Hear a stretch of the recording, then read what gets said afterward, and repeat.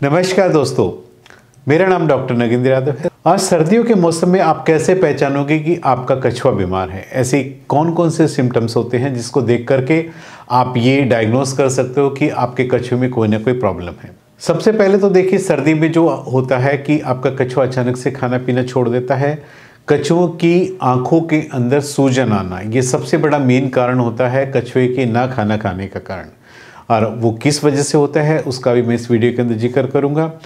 और आप देखेंगे कि कछुए की शेल के ऊपर वाइट पैचेस आने शुरू होते हैं। ये जो सफ़ेद वाइट पैचेस आते हैं किन कारण से होते हैं, इसका कछुए की बॉडी पर क्या साइड इफ़ेक्ट होता है, मतलब अगर वाइट पैचेस ऊपर हम कोई देखते हैं तो हम क्या इंडिकेशन देख सकते हैं कि उसकी बॉडी के अंदर किस तरह की तकलीफ आपका जो है कछुआ झेल रहा है। आपका कछुआ अचानक से लूज मोशंस या वाटरी डायरिया करना शुरू कर दिया, उसके क्या कारण है, उसको कैसे ठीक कर सकते हैं। कछुआ खाना कब छोड़ता है? जैसे ही सर्दी से गर्मी या गर्मी से सर्दी, अचानक से मौसम में जब भी बदलाव होता है तो अचानक से कछुए की जो बॉडी सिस्टम इस तरह का होता है कि ये बदलते मौसम के कारण एक बार से कछुआ आपका अचानक से या तो खाना धीरे धीरे बंद कर देगा या एकदम से बंद कर देगा। इसलिए जब भी टेम्परेचर में फ्लक्चुएशन होता है उस समय में ज़्यादा केयर करने की ज़रूरत होती है।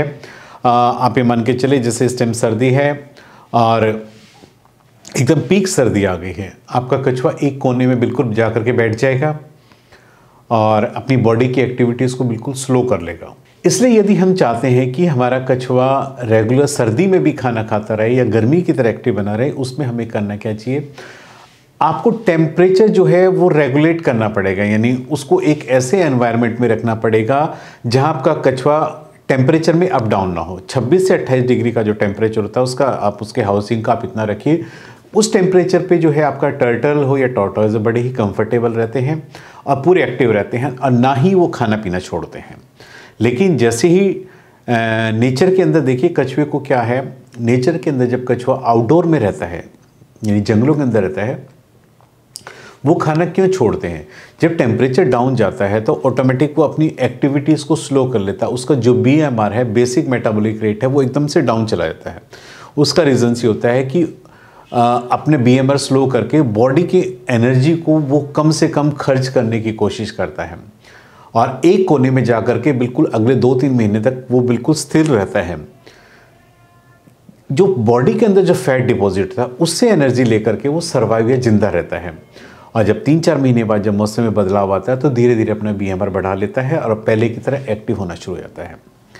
लेकिन घरों के अंदर ऑटोमेटिक हमने देखा है कि कछुए में इस प्रकार की परिस्थिति तो होती है, वो देखने को मिलती है, लेकिन पूरी तरीके से आपका कछुआ, क्योंकि घरों में टेम्परेचर इतना डाउन नहीं जाता, तो ऐसे में हमें कोशिश करनी चाहिए कि हम घरों में उनको इस स्टेज तक ना जाने दें कि खाना पीना छोड़ दें। घरों के अंदर कोशिश कीजिए टेम्परेचर मेंटेन कीजिए, आपके कछुए को हीट रेगुलर बराबर देते रहिए, मतलब आप उसको UV लाइट का एक्सपोजर देते रहिए ताकि उसकी बॉडी को हीट मिलते रहे, उसके जो इंटरनल ऑर्गन्स है वो रेगुलर काम करते रहे और आपका कछुआ पूरी सर्दी आराम से खाना खाता रहे। जब भी कछुआ सर्दी की वजह से आपको लगता है कि उसको सांस लेने में तकलीफ हो रही है, जब भी आपका कछुआ मुंह खोल करके सांस लेता है तो सबसे पहले आपको करना क्या चाहिए, जिस पानी के अंदर वो है टर्टल, स्पेशली आप पानी का टेम्परेचर इंक्रीज कर दीजिए। गर्म पानी के अंदर टर्टल जो है अपने आप को कंफर्टेबल महसूस करता है और आप ये मान के चलिए वार्म वाटर जो है बॉडी की इम्यूनिटी को भी ऑटोमेटिक इंक्रीज करता है। जब बॉडी की इम्यूनिटी इंक्रीज होती है तो कछुआ अंदर से मजबूत होता है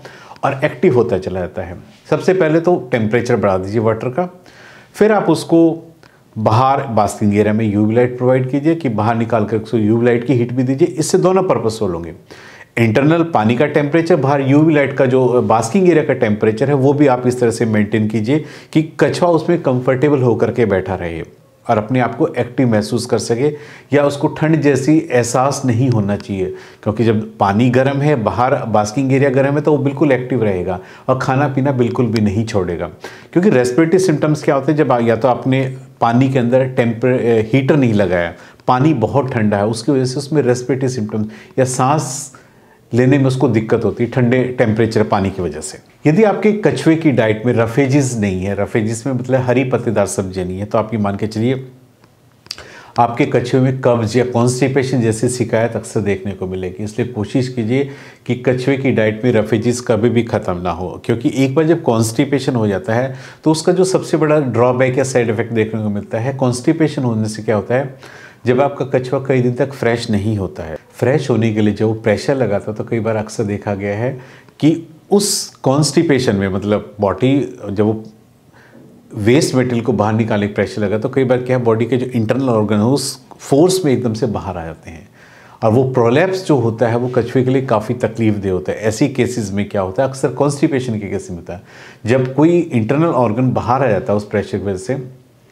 जब तक हम उसको अंदर इंसर्ट नहीं करेंगे और जब तक वो बाहर रहेगा वहाँ से इन्फेक्शन कैच करके कछुए की बॉडी में सेप्टिसीमिया होने के चांसेस रहते हैं। ऐसी तक यदि आप ऐसी परिस्थिति देखते हो कि उसके मांस जैसा कोई टुकड़ा बाहर निकला आया है कछुए में से, तो तुरंत उसको कपड़ा बिछा करके साफ जगह पे रखिए, उसको भी किसी भी एंटीसेप्टिक लोशन से उसको साफ कीजिए, उसको अंदर इंसर्ट करने की कोशिश कीजिए। यदि आप नहीं कर पा रहे या ऑर्गन्स का साइज बहुत ज़्यादा बड़ा है तो तुरंत आपकी नियरेस्ट कोई भी वेटनरी डॉक्टर है, जितनी जल्दी आप उसको अंदर इंसर्ट करवाएंगे उतनी ही जल्दी आप कछुए की जान को बचा सकते हैं। कछुए की आंखों में सूजन क्यों आती है? सूजन आने का रीजंस मेन होता है विटामिन ए की कमी का होना, और जैसे ही हम विटामिन ए देना शुरू करेंगे तो आपकी कछुए की आंखों की जो सूजन है ऑटोमेटिक अपने आप से ठीक हो जाएगी। दूसरा, आंखों की हमें सिकाई भी करनी चाहिए, गर्म पानी के अंदर उसको डिप कीजिए ताकि गर्म पानी की सेक से जो उसकी आंखों की सूजन थोड़ा सा कम हो। और गर्म पानी के अंदर यदि हम थोड़ा सा गाजर का जूस डाल लेंगे, गर्म पानी और विटामिन ए दोनों जब उसको एक साथ मिलेंगे, सुबह शाम दो टाइम उसको 15-15 मिनट रखिए तो उसकी आंखों की सूजन धीरे धीरे कम होना शुरू हो जाएगी। और जब तक उसकी आंखों में सूजन रहेगी आपका कछुआ खाना नहीं खाता है। जैसे ही आंखों की सूजन कम होगी धीरे धीरे कछुआ जो खाना खाना शुरू कर देता है। इस प्रकार आप विटामिन दे करके कछुओं की आंखों की सूजन को आप दूर कर सकते हैं।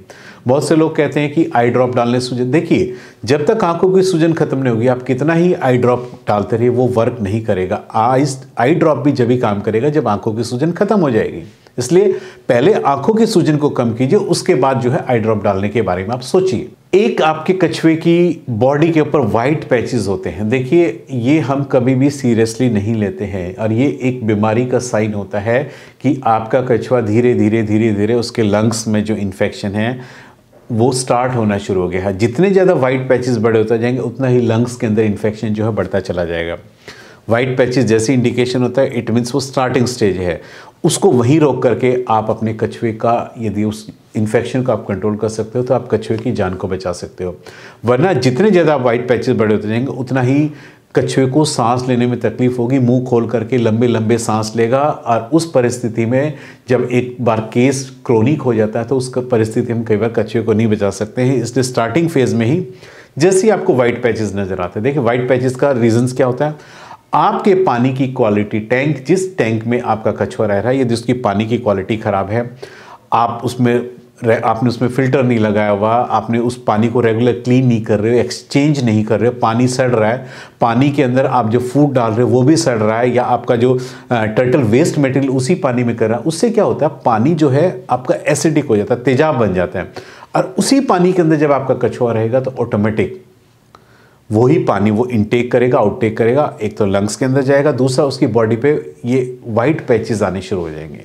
तो आप उसको ऊपर से देख करके तुरंत इसमें पानी की क्वालिटी सुधारिए, हर तीसरे दिन पानी चेंज कीजिए, एक एयर फिल्टर लगाइए, फिल्टर को डेली दिन में 2 बार साफ करेंगे तो बहुत ज़्यादा बेटर रहेगा। और दूसरा सबसे जो मेन होता है पानी के अंदर अपना बास्किंग एरिया बनाए। कछुए का जितना पानी के अंदर रहना जरूरी है उतना ही पानी के बाहर रह करके अपने आप को सुखाना जरूरी है। यदि हम उसके मॉइस्चर लेवल को नहीं सुखाएंगे, यदि 12 घंटे कछुआ आपका ड्राई एरिया में नहीं रहेगा और उसकी बॉडी से वो पानी नहीं सूखेगा तो वो आप मान के चलिए फंगस का रूप धारण कर लेगा। यानी जो फंगल इन्फेक्शन है, जो वाइट पैचेज है, उसका आने का भी एक रीज़न यही होता है कि आपने उसको ड्राई होने के लिए कोई ऐसा प्लेटफॉर्म प्रोवाइड नहीं किया ताकि वो सूख सके। यूवी लाइट कछुओं की लाइफ में बहुत बड़ा अहम रोल होती है। सनलाइट एक नेचुरल चीज़ है लेकिन घरों के अंदर कछुओं को जिंदा रखने के लिए यूवी लाइट का अपना महत्व है। इसलिए जब भी कभी जीवन में कछुआ पाले तो कछुआ पालने से पहले यूवी लाइट को जरूर परचेज कर लीजिए ताकि उनकी लाइफ को आप एक्सटेंड कर सकें, उनको हेल्थ पूरे जीवन भर वो हेल्दी बना रहे। इसलिए यूवी लाइट का बहुत बड़ा रोल है कछुओं की लाइफ में, और जितना यूवी लाइट आप देंगे उतना ही उसके इंटरनल ऑर्गन्स जो होंगे वो हेल्दी होंगे और आपका कछुआ एक नॉर्मल लाइफ स्पेन जिएगा। आज मैंने इस वीडियो के माध्यम से आपको बताया है कि कछुओं में किस प्रकार की बीमारी होती है, क्या सिम्टम्स होते हैं, कैसे आप ठीक कर सकते हैं। इसके अलावा यदि आपको लगता है कि आपको कोई ऐसी प्रॉब्लम है टर्टल या टॉर्टोइज की जो आप नहीं समझ पा रहे हो, तो मेरा व्हाट्सअप नंबर है 9811061861। इस व्हाट्सअप नंबर पे अपने टर्टल या टॉर्टोइज का फोटो वीडियो शेयर करके आप ऑनलाइन कंसल्टेशन ले सकते हैं।